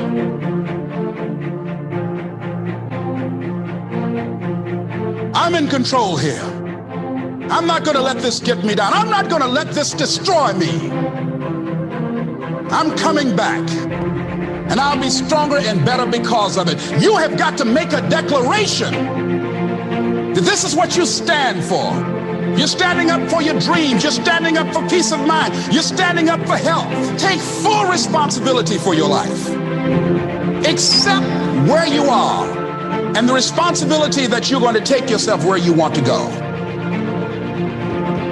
You can decide that I'm going to live each day as if it were my last. Live your life with passion, with some drive. Decide that you're going to push yourself. The last chapter to your life has not been written yet, and it doesn't matter about what happened yesterday. It doesn't matter about what happens to you. What matters is, what are you going to do about it? This year, I will make this goal become a reality. I won't talk about it anymore. I can. I can. I can.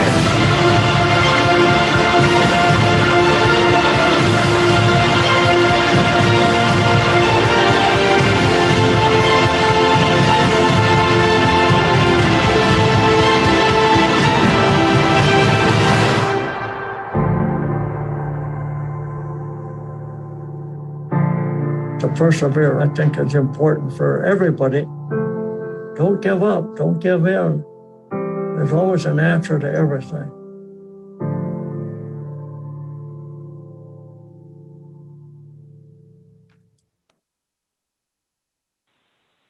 All right. Awesome. We all need a little motivation like that in 2020, don't we? So let's wrap up in the last 5 minutes and talk about what we learned from the battlefield, what we learned from losing friends along the way, and the lessons that were written in blood and the structures that allowed us to succeed and be more effective into the future. Let's close out with some of the key things from the debrief and how you can apply that for yourselves. So as you consider how you accelerate performance with your teams, how you help them pursue flawless execution, be more on track, here are the results for everybody. I know this is what everybody wanted to see. This is how you all did. So Charlie did actually really well, only had one loss. Target 6 destroyed. Delta only had one loss, lost an F-15. Everyone destroyed target number 6. Hotel, for some reason, your file was corrupt. We can help you to score that afterwards and tell you where you ended up and give you that feedback afterwards. But this is where the groups all landed. I'll tell you this, phenomenal job in a virtual environment, doing something you've never done before. One of the most challenging things to do, we've done a ton of debriefs with different teams, is to brainstorm and to build a sense of team staring in a Zoom camera. You guys were forced to do it. You weren't given a choice, but you did a great job. Every one of you did within an hour time frame. I can't understate how impressive that was and how these groups came together. But there's stuff to debrief, right? We don't know the whys for a lot of these other ones. We know that there's some trends, and this is where you can start applying this with your companies as well. Why did we keep losing the same deals to a certain competitor? Why don't we debrief that, find out the root cause? And now we start seeing the meta picture develop. This is where it becomes really powerful to transfer those lessons learned, because if it turns out we lost F-15s in 4 out of these 8 engagements, then let's figure out why and make that as an emphasis point for our enablement and for our training for our teams. Or if we had a win that we have had, and we've never had that before with one particular group, let's understand that as well. Let's figure out that root cause and turn that into a lesson. Because at the end of the day, I have one more question for you guys. How much more effective would your group have been if we started off with this? If I gave you a list of things and said, like we did in the lessons learned, everyone read your checklist for 3 minutes in silence. ACE, brief the mission objective. Remind us what it is. Brief us on the emergency procedures. Everybody, not 30 seconds. I'll just give you 15 seconds. Give you a summary of your role. We're going to assign a scribe that's going to be Crystal. You're going to capture all the threats and resources. I want you to share your screen so we can all share it. And then ACE, I want you to share your matrix picture as well so that we can see what our final schedule is going to look like. Share that by at least minute 20 so that we can be more effective. How much more successful would your team have been? Do you think, click on your little emojis at the bottom, a thumbs up. If you believe, do you think you would have been 10% more effective if you would have had that checklist, those lessons learned before we started today? Who thinks we would have been 10% more effective? I'm seeing somebody say yes. What about 30%? Could we have been 30% more effective? 30% just from having that list. What about 50%? 50% more effective just by having that list of 5 or 6 things at the beginning? What about 70? Who here thinks, no kidding, 70% more effective, more organized, time on target? We would have had greater chance of success at this attempt. 70%, some of you are even saying thumbs up to that. Team, that's the power of the debrief. I know that has that impactful of an impulse on your team at a 70% level. And we even have studies to back that up. So it's a great study. Now, it appeared in Harvard Business Review. They looked at 1,000 different teams, business teams, sports teams, military teams, and they compared their control groups with the ones that didn't debrief. And they say, how much more likely is a team to succeed on the same mission, the same sale, the same quarter, if they conduct a debrief? And here's what they determined. If you do an unstructured debrief, meaning you just say at the bar, like, hey, what do you think happened? What do we do differently? I don't understand it. What happened? Unstructured, 22% improvement. What would you give to have 22% higher chance of success next quarter? What would you give to have 22% higher chance of succeeding on your quotas, on everything that you do? All you have to do is an unstructured debrief. Do a structured debrief, like we just showed you, where you find the root cause, where you find the why, and you turn that into a lesson learned, 38% more likely to succeed. And if you bring along a facilitator, a third-party person who's unbiased, who's going to drive the conversation forward, who's going to capture details for you and pull out and synthesize the lessons, you're 3 times as effective when you bring that other facilitator along. Folks, I've seen it in action. That's literally what allowed us to be in the top 1% of pilots in a short period of time. I'll give you an example. The last one I'll give you for the entire group.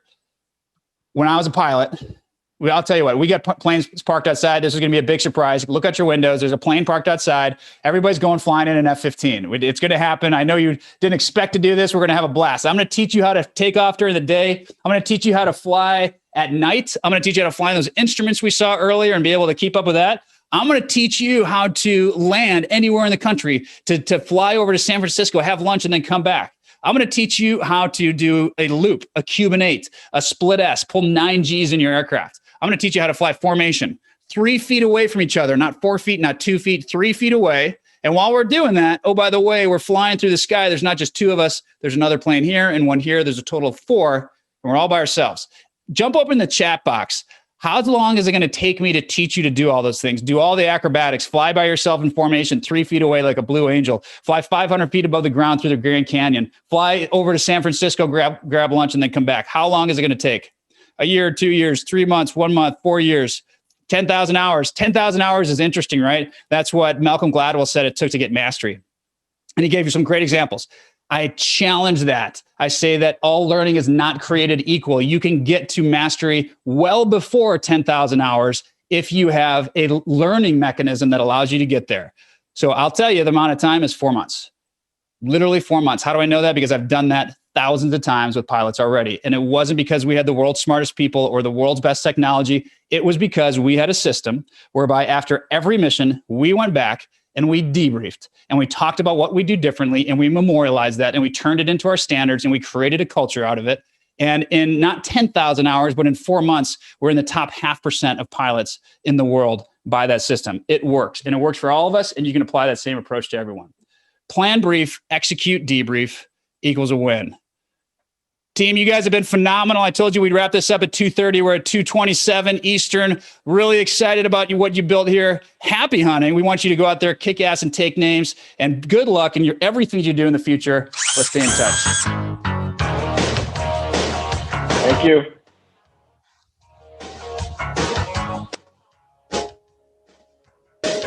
Thank you.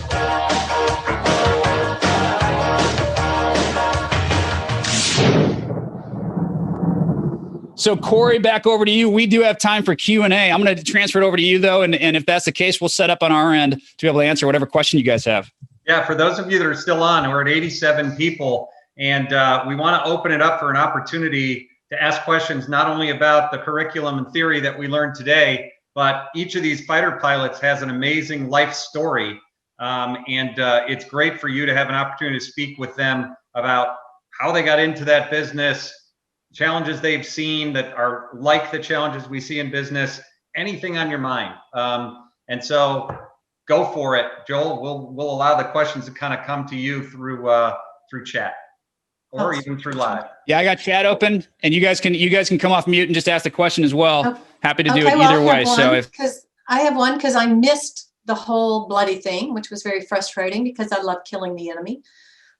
Spy online game, but you know, we all have our private lives. But I do have a question that you may have addressed during the episodes. One thing when I help teams, it's very hard for people to identify the critical path. You mentioned the critical path, but it was more from a debrief standpoint. And so within strategy, you're not only, I would think, I look at the objective, and then I look at my resources, and that's a either or conversation. It goes back and forth, but there's that other component on determining all those other things to help you identify that critical path forward. So could you speak to that, please? Yeah, really good question. And I'm going to talk about things from 2020 perspective, because what you're alluding to is that there's a critical path to success. And I would say in 2019 or 2018, the people on this call probably had the best idea for what that critical path looked like. Why? Because you're the execs, you're the VPs, you're the ones with the experience. You've done this before. You've shown that you've done it well. And so that's why you keep getting promoted. So you're the ones who have the most experience, and you're pulling from your own knowledge to build that. Here's the challenge and the opportunity about a year like 2020, a disruptive black swan type year that we've just encountered. It resets everything, right? So we have to go out and recreate and re-identify the new patterns. All our old patterns are broken. You take your sales playbook from a year ago and you apply that right now, never work. It just wouldn't. We all know that. You take your vision for success. It doesn't apply anymore. All assumptions have been broken for our families, our communities, our professional lives. So we need to create new ones. And so your path is around your questions around the critical path that we're looking to create. You need to help your teams have a culture of identifying those patterns in small pieces. In other words, you need to be the group that's conducted a debrief after every successive win during the pandemic, during this time, to identify the little puzzle pieces and connections and patterns that we can see right now that help to build a bigger pattern. And you, as the executive leader, are going to have the bird's eye view to help build and connect those pieces together to find that path of success. That's why we give the big bucks, to help identify that critical path from all the little smaller paths that have been identified from our teams. I got really lofty and kind of professorial in that, but that's really a key point for 2020. Does that answer your question? Do you have anything else to follow that up with? No, that's fine. Thank you. It kind of validates something. And appreciate all of you very much for your service. I did consulting work for the Navy, so sorry for the Army people out there, but appreciate you. Our privilege. Thank you. So Joel, my takeaway from that, what you just said, and I think it's really important, is because what used to be obvious critical paths are now broken, using this stealth process and debrief means that the lessons learned and the transfer create new critical paths. Is that right? Right. That's exactly right. You know, why do people join startups? Because they say, oh, a startup is so agile and they're starting from the beginning and they're just building it. There's this energy around it. Well, guess what? 2020 made startups of us all. And so we need to have that same startup culture that's learning faster than the other groups and able to build that. It's different from how you were just executing and creating evolutionary change last year. You were making small little adjustments and tweaks. This year, it's about revolutionary change, and that requires a debrief mentality at the ground level that feeds into the leader.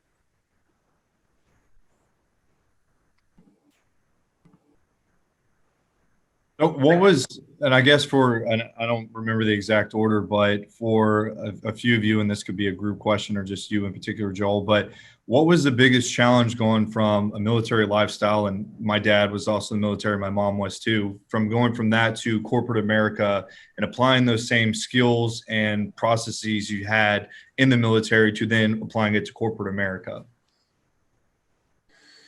I'll answer mine, and then you guys can, they haven't made the full transition yet. Those guys are still active duty and doing amazing things for our country. They put their foot into the corporate world through Afterburner and some other things, so I'll let them speak to that.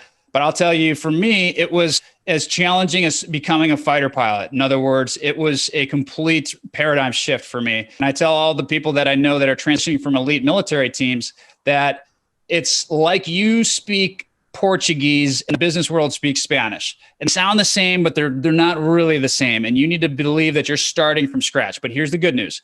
You have these adjacent skill sets, these ability to lead through crisis situations, these ability to have a sense of urgency around getting something done that the corporate world just doesn't have, the ability to synthesize ideas very quickly because that's just what we were forced to do in our environment. All these skill sets that they can't train you in the corporate world because they can't put you through all these experiential events and moments that we're privy to, but we got to translate them. And so I tell folks, expect a really challenging first year as you go into the corporate world from the military, but then expect your opportunities to skyrocket after that. After you've learned Spanish and translated Portuguese into Spanish, opportunities are boundless.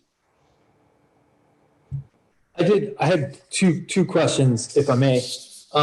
One is much more serious, and then one's kind of nerd out a little bit. First of all, I love the debrief schedule. I love that culture that you mentioned. If you can build that culture of debriefing, coming together, no rank, no name, just honest feedback. In your opinion, how long do you feel that it takes to build that culture within the teammates that you have, where they can be disclosing, they can be forthright, to have that kind of solid cohesion? What is that kind of timeline? And I'm sure it's variable, but just kind of on average, what's your experience? Or I can kind of speak on that. So Stryker and Fuzz, you guys want to jump in on that one? Right. I would say it's much less a factor of time because, as you said, there could be plenty of variables that go along with it. But I think it's more of a factor of consistent interaction with that culture. And so you could easily go 1 or 2 days where you allow rank or you allow the people to conceal their faults over time, and that can very easily break your cycle. But if it's a daily thing where if we meet, and whether it's by the water cooler or facilitated debrief, what have you, and we discuss very candid issues with our performance, I think that would take, as long as any other habit to build. And once that becomes embedded in your culture, now you've got to preserve it. And so I think it's much less a factor of how fast can we get this done, but how consistent can we be on our journey to accomplishing that culture? And then how well can we protect it once we achieve it? Because you'll know, once you're in your meeting for the first time, there's no longer an awkward delay in someone speaking about an error that they made. You'll know that you've accomplished it. And now it's up to the leader to take that input and say, okay, thank you very much for that, and handle it well, not disparage that person, not discourage them with negative feedback to go back into hiding. And then once you get that done and you're doing it consistently, I think you'll realize that you've gotten there. Hey, good feedback there, Fuzz. If I may, I'll just add a response that kind of conglomerates the last two questions. We always try to emphasize that this whole debrief culture is really unique to high-performing military teams. It's not necessarily something that's shared experience across our entire organization. I mention that because we've recently, in my organization, I work in the A5 on the air staff. It's the strategy plans, and we do future capability development. It's a staff of over 450 people. And our leader, a 3-star general, has instituted a lot of these, and I've talked to him a little bit about, how we do things at Afterburner, and he's kind of got a few ideas of his own. But we do have this process where we have objectives at the beginning of the week. We debrief at the end of the week on teams with all 350 people. And that culture of debrief and that culture of learning is absolutely driven by leadership. So the leadership has to instill that culture. But what's been really interesting is to see this, enactment of principles that I teach as a consultant, and then I'm now living in my organization, which I would argue that the way we function is probably more like corporate America and less like, like a fighter squadron would. So again, a lot of that culture has to be driven from the top. Awesome. Greatly appreciate that, you guys. Thank you. Good feedback. I would love to share a comment if I may. It's interesting as me and my team have sat here and watched this, And debriefing, I understand the term. I understand the importance of communication, because I think 95% of all the difficulties that we deal with can always be tracked back to a lack of communication, probably. But it's interesting to me, if we always spend our time just constantly debriefing, that's all we would be doing is just talking, right? You guys were also action. And I think as leaders, our people need to see us doing this, not just hear us talking about it. What do you think about that? Yeah, well said. Right. Such an important point. Fuzz, yeah, Fuzz, what are your thoughts on that? My thought on that is when Thor talked about the tone, part of that was an expected time for the debrief start, an expected time for it to end, and you're bounding these meetings to say, here is a denoted period of time where we will talk because talking is important, but we need another mechanism that says the talking's over. And we do the same thing for the brief. If I go into a tactical brief, so I've led missions with hundreds of aircraft involved, and I have an hour to brief it, period, dot. I've also led missions where there's only one other aircraft. I have an hour to brief it, period, dot. And we set these time frames for the planning and the talking because we know it could go on forever. But it forces you as a mechanism to say, I need to be concise. I need to have other techniques in order to keep myself on track. I need to make sure I get to the point, because at some point in time, I'm going to have to act. And that's a part of the culture. And so when you have these meetings, if you can book in them with, all right, the good idea fairy, as we call it, will stop here and we will start implementing plans here. And it becomes a piece of your culture that people respect those boundaries and those timestamps. Well, now you'll develop a culture to where everyone will have that in mind. They say, okay, I only have a certain amount of time to talk and I need to come with the facts, because eventually my facts are going to be put to the test. So I would finish with this thought. Talk without implementation is nothing more than a thought. Mm-hmm. Absolutely. Absolutely. And I think once the other phrase I like, someone told me, vision without action is daydreaming, but action without vision is a nightmare. And I think you have to have both the high level picture as well as the discipline accountable execution in order to be successful. And so you guys saw the debrief today. This is a really important point. We have just as much structure behind the planning process that we use to build plans. Why is that important? Because with corporate America, you either never plan or debrief, or you do it ad nauseum, and it's just constant analysis paralysis. And when the plan never gets put into action, and we just have lots of conversations to no end about why this took place in the past. The subtle difference for us is we have a strong culture for planning and debriefing, but they're very time bound and they have a strong sense of urgency, and we know what our results or outputs will be from that. And we know from a planning perspective, we want an 80%, not 100%. 100% plan is obsolete. If I waited so long to build a 100% plan, then it no longer works. And I should have started a week ago on it. And so there's a really important sense of urgency and structure around both of those aspects that yields the results we're looking for. May God bless you for your service to our country. If it's all right, I'd also like to nerd out a little bit on some planes, but I want to make sure we got the important business stuff taken care of first. I have a quick question. I don't know how many Let's do it. What you got? Young professionals are still on this call, but I was curious if you guys have anything that you would say to your, someone who's 23, just coming into, corporate America, anything that you think is the most important personality trait or something that I can carry with me throughout the rest of my career that you wish you would have known when you were my age? I'll tell you mine, and then Fuzz, I think you're 23 right now, right? So how old are you? I was about to say, I think Thor and Stryker are quite a bit of ways from 23, so I don't know how it might not have been the same for them. That wasn't a permission to make an old joke.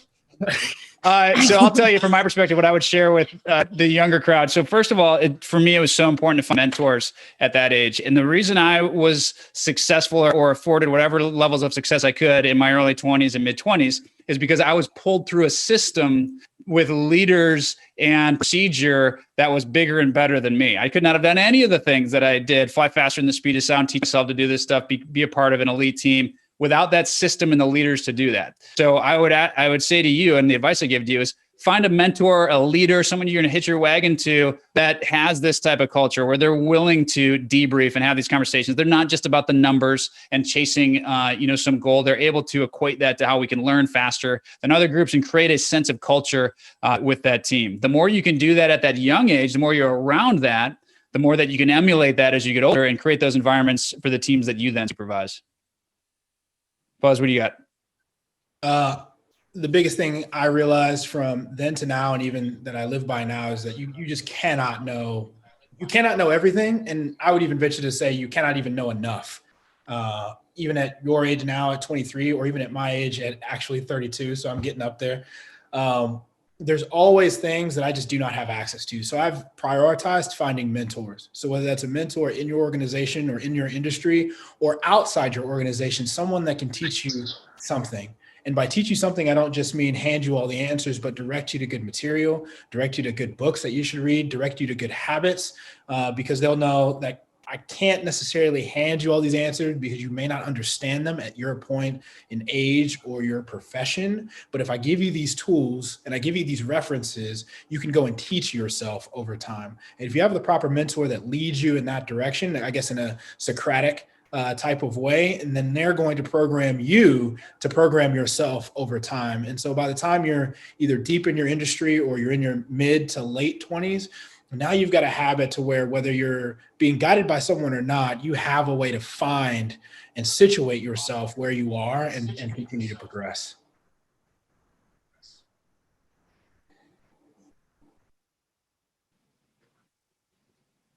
What are the questions you guys have? So I had a question for you. I'm actually doing my dissertation on organizational change in medical schools. And how do y'all feel about 360-degree feedback? Because our organization does not utilize that. And just kind of from the inside looking out, it appears like that's probably one of the barriers to our organizational change that I've seen. I think it's absolutely critical. So you think about that airplane that went down, Eastern 401, right? The thing that everybody remembers from these presentations, because you get to actually hear the cockpit crew and the conversation that took place. So what changed after that was the same thing that had to change in operating rooms in the medical community. They had to take the position of that airline captain from the position of authority, the god of the cockpit. They had this massive ego, and everybody listened to them, and had to and not just empower the rest of the group to give feedback, but obligate them to give feedback. There's a difference. So when the plane crashes or has a near miss, the people in the room, if they find out that they knew information the group should have had, like, well, hey, why are we all staring at a light right now when we should be flying the airplane at 2,000 feet? They're part of that problem as well. It's not just the leader. And so it takes a culture shift in order for us all to be accountable to giving that feedback to everybody. And to create that 360-degree loop. One of the things I would do with my subordinates when I was in the military still, I was lieutenant colonel, I'd bring them into my room and we'd give feedback to each other. I'd tell them all the things that they can do to improve and where they're doing great. And then I'd say, give me feedback. And, most of the time they'd say, you're doing great. You're fantastic, Thor. Love it. And they're being serious. They're not being, false or sycophants. They're actually giving me strong feedback. But I'd take it one step further and say, why will I not be a general? Why will I not be the leader at a 4-star level, the very small percentage of folks that gets to the very pinnacle of the group? And they say, well, you really want to know? And then the next word out of their mouth would be the 360-degree feedback that I needed, my blind spot that I had of access to. It didn't always mean I changed my behavior based off of it. Sometimes it was something I would, just note and say, sure, I'm not going to put in 14-hour days so I can become a general. I have a work-life balance that is more important to me, but at least I have that knowledge now. So I can imagine being in an organization where you don't have 360-degree feedback because you can't progress from an organizational change perspective unless you do. Yeah, and I'll only add a small piece to that is what Thor talked about at the very end is extremely important, is that as you progress, you're going to get more and more power, and your feedback is going to become unidirectional if you let it. And you're going to be speaking to a whole bunch of people without a lot of feedback if that's your habit pattern. And especially myself as an instructor pilot, and similar to his position, if I wanted to, I would never hear from a student. But then my instructor methodology would suffer because of it.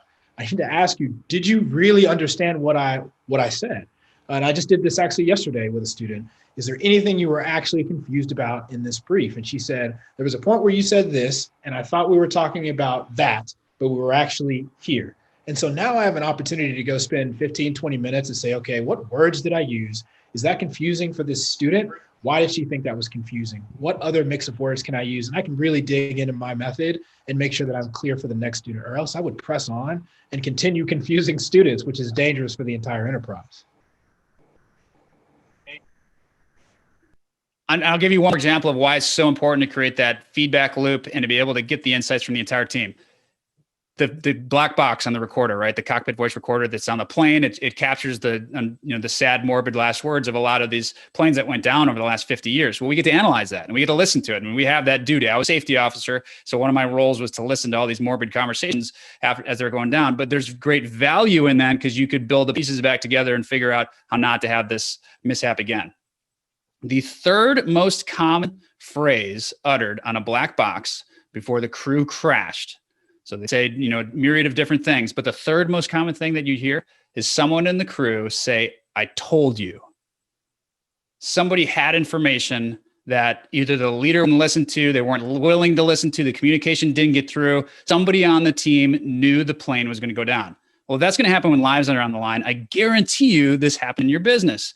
If you don't create a culture where you have 360-degree feedback, someone knows why the plane's about to crash, and they may not stay in the cockpit. They're probably going to leave with that knowledge and go somewhere else. Because if their lives were on the line and didn't share it, then imagine how it is in a business if you don't create the culture to have that open, honest feedback with everybody.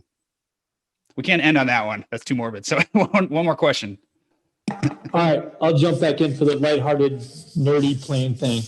Because Corey said you guys have some awesome stories about pilots, being a pilot. Thrust vectoring on the F-22, is it really useful? Is it cool? Is it fun to fly compared to like a Harrier jump jet? Tell me about it. I want to hear. I've been always curious. I think I'll field this one, Thor. Yeah. It's all of those things. So I don't know if you've ever seen an air show with the Raptor, but they do all these flips and tricks, and you might say, hey, I don't think they really do that up in the air, but it's exactly what we do. It's actually what's called advanced aircraft handling.